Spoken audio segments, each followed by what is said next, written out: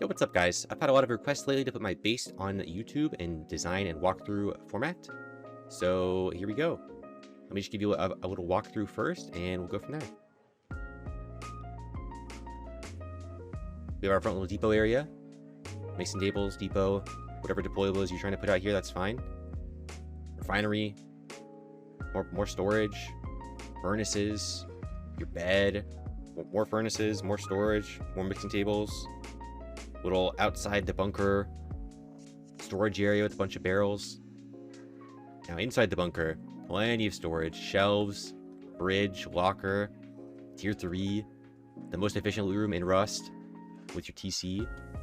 You can fit a few bags in here. I only have one right now because I usually play solo. It's a double armored layer with a sheet metal layer on the outside all the way around, which makes it quite expensive and requires about 40 rockets to raid. So if you're playing solo and you have key lock on the door, plus a tanky base, oftentimes raiders just won't even bother. Especially with double chain link turrets surrounding it like this on all sides. We've got the triple garage door to TC on each of these, with it extended so that it overlaps the main TC. We have our heli garage over here that doubles also as a turret pod. I usually power each of these turret pods independently with their own medium battery and solar panels, but you can do it however which way you want. This base costs around 1200 high qual to build, which is a lot, but if you utilize the vendor, buying scopes from Outpost or Bandit, depending on what server you're on, and recycling them for high qual, or trading diesel for high qual from players, then you should have no problem getting that much high qual over like at least a few days, especially if you're doing a lot of raiding and whatnot, like I usually do. Costs about a box of metal for the entire thing, not including deployables and whatnot. Overall, probably about a box and a half of metal, which isn't crazy. You can farm that in one trip with a pure Tina jackhammer fairly easily. The turrets are usually something I struggle with, but oftentimes if I just do enough raiding and decayed base hunting, I can usually find what I need to find. And yeah, I guess let's just get right into the starting build tutorial. I probably won't worry about showing you how to build the externals. You can probably figure that one out. There's the footprint for it. And you might have to mess around with that a little bit depending on what the terrain looks like. Might have to raise it up or lower it down or whatever. And yeah, I'll try and get to some tips and tricks as well in a bit after I show you guys how to build the base. Okay, so the starter base design, just 2x1. Double doors, so that you don't want to have to pick out the single door frames later. And if you had to, you could even just start it like this.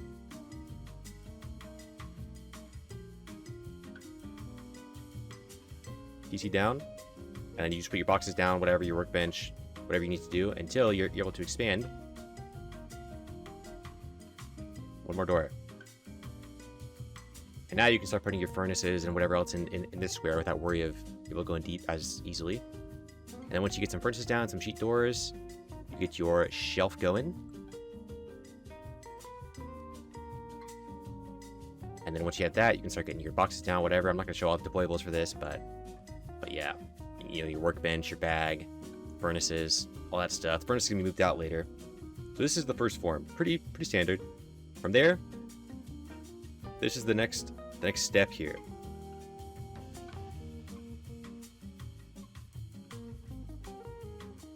Raised foundations for the bunker entrance. Raised foundation here, here. And if you just farm a few stone nodes, this is pretty easy. You just want to put one layer of stone around the whole thing. Pretty straightforward stuff. You don't even have to upgrade the core yet to metal. However, for this, you will need about 1,000 metal.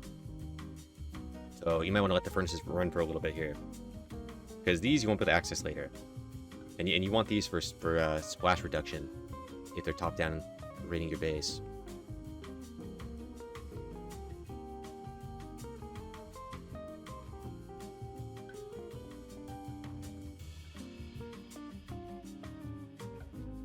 Okay, now for this, you need wall, half wall, half wall.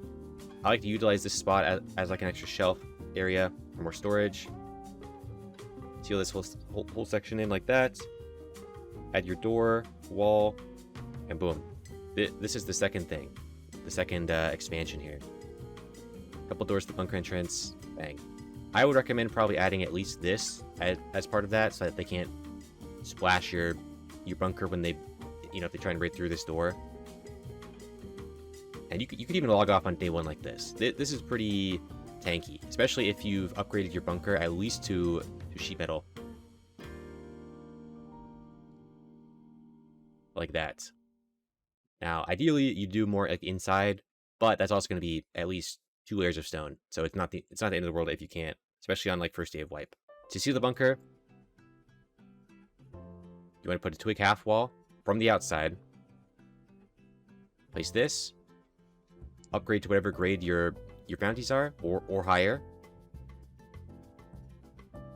And yeah, they'll have to either pick the foundations. So ideally, if you have the juice for it, armor it up. And if not, that's chill. Because who's gonna pick metal like first day wipe or whatever? Probably not that many people.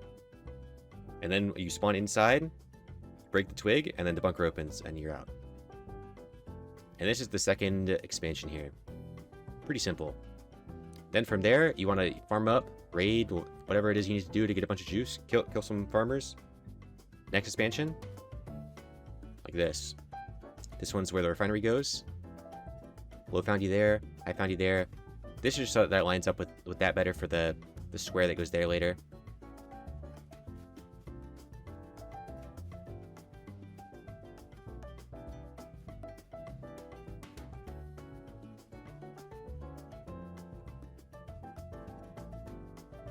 See all this in.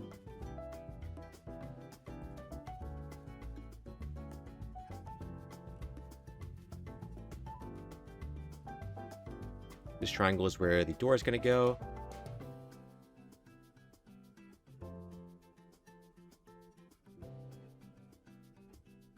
Make sure you remove this foundation.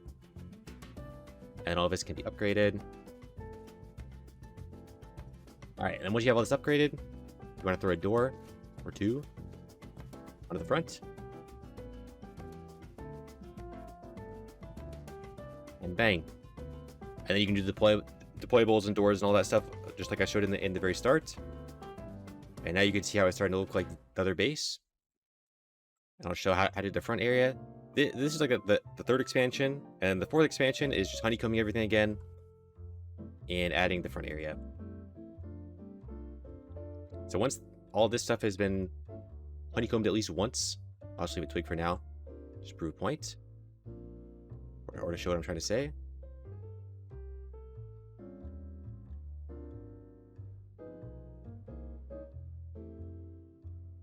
This is the front section here.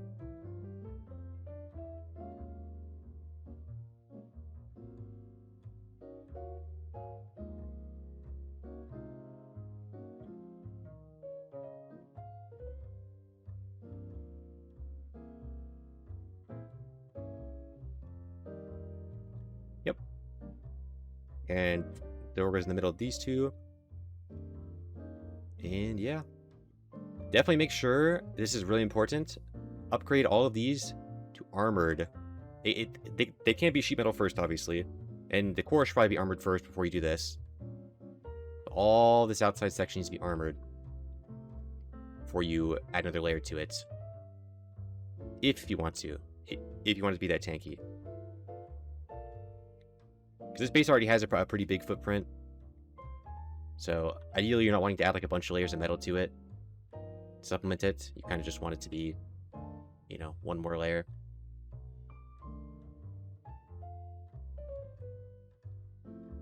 No funny business going on, just a very tanky base. Doesn't appeal to everyone, but that is definitely the strat that I go for, and it seems to work out really well for me. Final expansion here is just adding another layer.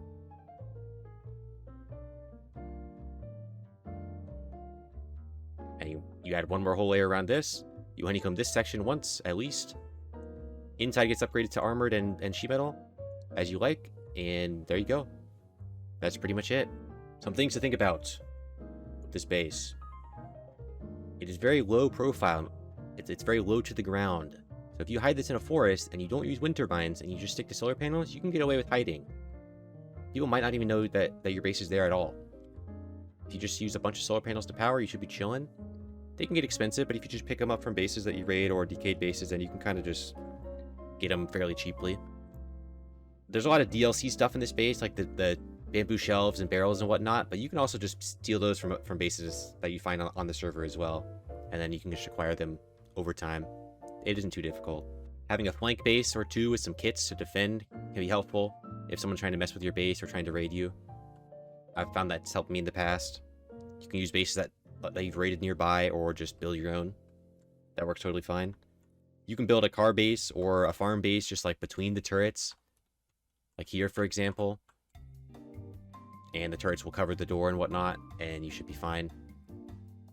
You might also want to add like some triangle TCs around, like once you get later on into the wipe to prevent raid basing. That could be a big help, and throw people off and make them not want to raid you. And yeah, a big part of not being raided is also picking your location. You don't want to build right next to the big Zerg, and if you're in the first few stages of your base design and a big group builds right next to you, you might just want to move realistically. But this base has some versatility. It's got a lot of space inside for storage if you're a hoarder like me. And yeah, it's just generally worked out really well for me, and a lot of people have been asking for the design, so there you go. I hope you all enjoyed. If you have any questions, let me know in the comments. Drop a sub, drop a like, check out my Twitch. I stream Rust almost every single day solo. It's my first ever build video, so if you liked it, let me know. Tell me how I can improve. I probably won't be doing more in the future, at least for a while. But yeah, a bunch of people were asking for this design, so I just decided to give it a shot. There you go. Peace.